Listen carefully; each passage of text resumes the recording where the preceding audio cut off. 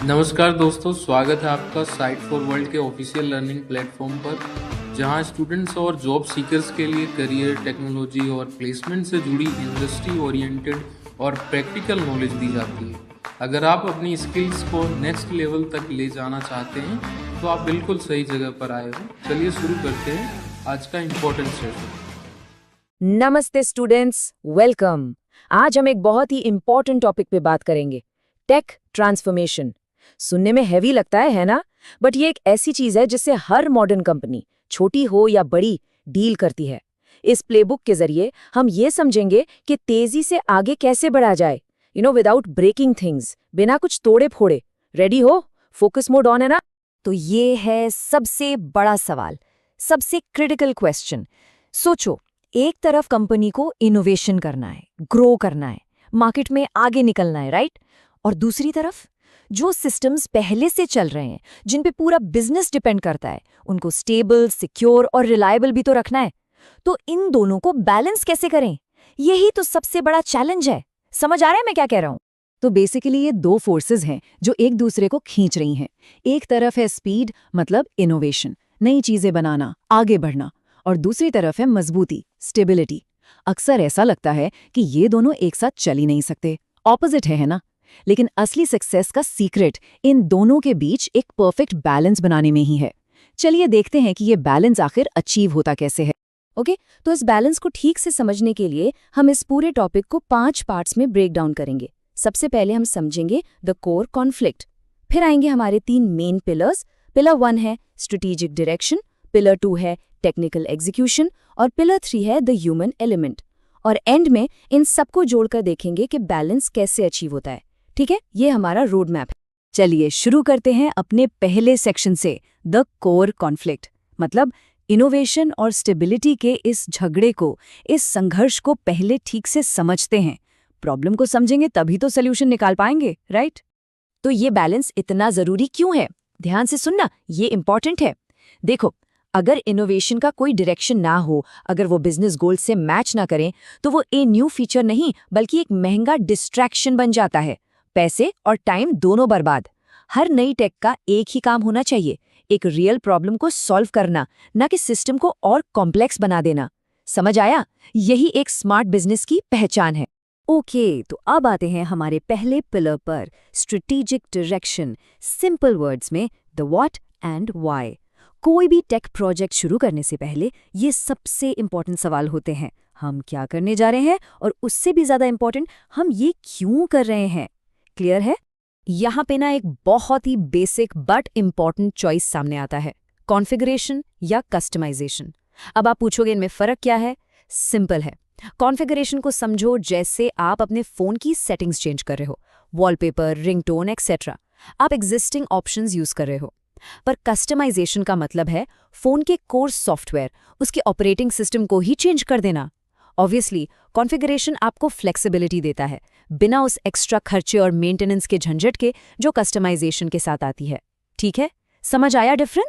और जब बात आती है पुरानी सिस्टम्स की, लेगेसी सिस्टम्स, तो ऐसा नहीं है कि हर चीज को उठाकर फेंक देना है और नया बनाना है। नहीं, यहाँ हमारे पास 5 स्ट्रेटेजिक ऑप्शंस हैं।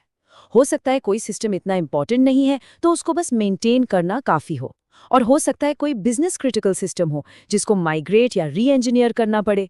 तो चॉइस इस पे डिपेंड करती है कि सिस्टम कितना इंपॉर्टेंट है। हर चीज के लिए एक ही सोल्यूशन नहीं होता। चलिए अब चलते हैं अपने सेकंड पिलर की तरफ, टेक्निकल एग्जीक्यूशन। पहले हमने व्हाट और व्हाई देखा, अब हम बात करेंगे हाउ की, यानी इस चेंज को सेफ्टीली, बिना कुछ गड़बड़ किए इंप्लीमेंट कैसे करना है। रेडी हो नेक्स्ट स्टेप के लिए? देखो, अब सेफली इनोवेट करने के लिए ये 4 प्रिंसिपल्स एकदम गोल्डन रूल्स हैं। ध्यान से सुनना। 1, मॉड्यूलैरिटी से बिल्ड करो, जैसे अमेज़न करता है, ताकि एक पार्ट फेल हो तो पूरा सिस्टम ना रुके। 2, फीचर्स को धीरे धीरे रोल आउट करो, नेटफ्लिक्स की तरह A/B टेस्टिंग से, सबको एक साथ नहीं। 3, टेस्टिंग और डिप्लॉयमेंट को ऑटोमेट कर दो, ताकि ह्यूमन एरर का चांस कम हो। और 4, और ये सबसे इंपॉर्टेंट है, हमेशा एक रोल बैक प्लान रेडी रखो। अगर कुछ गलत हो गया तो वापस कैसे जाना है। समझ रहे हो? ये चारों मिलकर एक सेफ्टी नेट बनाते हैं। स्क्रीन पे देखो, जैसे जैसे सिस्टम्स इतने कॉम्प्लेक्स होते जाते हैं, आपस में जुड़े हुए, फेलियर के लिए प्लान करना, ये कोई ऑप्शन नहीं रहता, ये ज़रूरी हो जाता है, नॉन नेगोशिएबल। अगर आपको स्टेबिलिटी चाहिए तो आपको ये मानकर चलना पड़ेगा कि चीज़ें गलत होंगी और उसके लिए पहले से तैयार रहना होगा। यही प्रोएक्टिव सोच है। अब डिजास्टर रिकवरी की बात करें तो दो पॉपुलर मॉडल्स हैं। एक है एक्टिव/एक्टिव, जिसमें आपका एप्लीकेशन एक ही टाइम पे मल्टीपल लोकेशंस में चल रहा है, एक डाउन गया तो दूसरा है। और दूसरा है एक्टिव/पैसिव, जिसमें एक मेन लोकेशन है और एक स्टैंड बाय जो फेल होने पर ऑन हो जाता है। अभी आप क्या सोच रहे हो, इनमें से कौन सा बेटर है? यहाँ एक ट्रेड ऑफ है, कॉस्ट वर्सेस रिकवरी टाइम। एक्टिव/एक्टिव महंगा है पर रिकवरी फास्ट है। एक्टिव/पैसिव सस्ता है पर रिकवरी में टाइम लग सकता है। हर कंपनी को अपने बजट और जरूरत के हिसाब से ये डिसाइड करना पड़ता है। और अब हमारा आखिरी और सच कहूं तो शायद सबसे critical pillar, the human element, यानी हु। हम कितनी भी अच्छी टेक्नोलॉजी बना लें, एंड में उसे तो इंसान ही करेंगे ना। इसलिए लोगों को, अपनी टीम को इस प्रोसेस में साथ लेकर चलना सबसे जरूरी है। सोचो, आपने बेस्ट टेक्नोलॉजी बनाई पर टीम उसको यूज ही नहीं कर रही, तो क्या फायदा? सब बेकार हो गया, राइट? तो यूजर अडॉप्शन के लिए ये 4 चीजें जरूरी हैं। 1. यूजर्स के पॉइंट ऑफ व्यू को समझो। 2. उनसे अच्छे से कम्युनिकेट करो, उन्हें बताओ कि ये क्यों हो रहा है। 3. उन्हें प्रॉपर ट्रेनिंग दो। और 4. मेजर करो कि कितने लोग यूज कर रहे हैं। जब लोग टेक्नोलॉजी को दिल से अपनाते हैं तभी उसकी असली वैल्यू निकलती है। सिर्फ देख रहे हो या समझ भी रहे हो?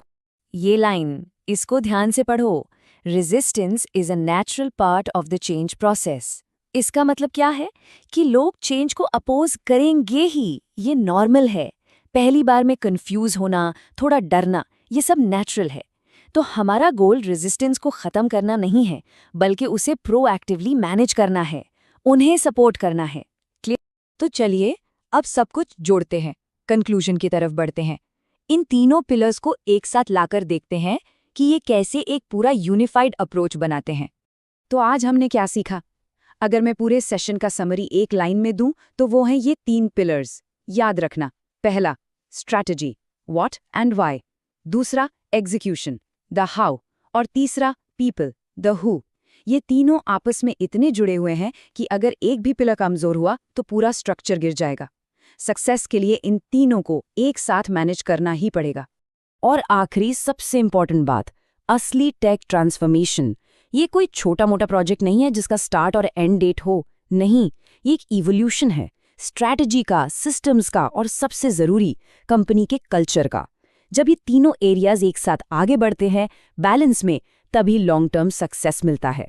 तो मैं आपको एक सवाल के साथ छोड़ना चाहती हूँ। आपका गोल क्या है? सिर्फ एक नई टेक्नोलॉजी को इम्प्लीमेंट करना, या एक ऐसी फ्यूचर रेडी ऑर्गेनाइजेशन बनाना जो किसी भी चैलेंज के लिए तैयार हो? क्योंकि यही चॉइस आगे का रास्ता डिसाइड करेगी। इस पे सोचना जरूर। अगर डाउट है तो कमेंट सेक्शन में हमारे चैनल को सब्सक्राइब कीजिए और वीडियो को अपने दोस्तों के साथ शेयर जरूर कीजिए। कमेंट सेक्शन में अपना डाउट या नेक्स्ट टॉपिक लिखना मत भूलिएगा।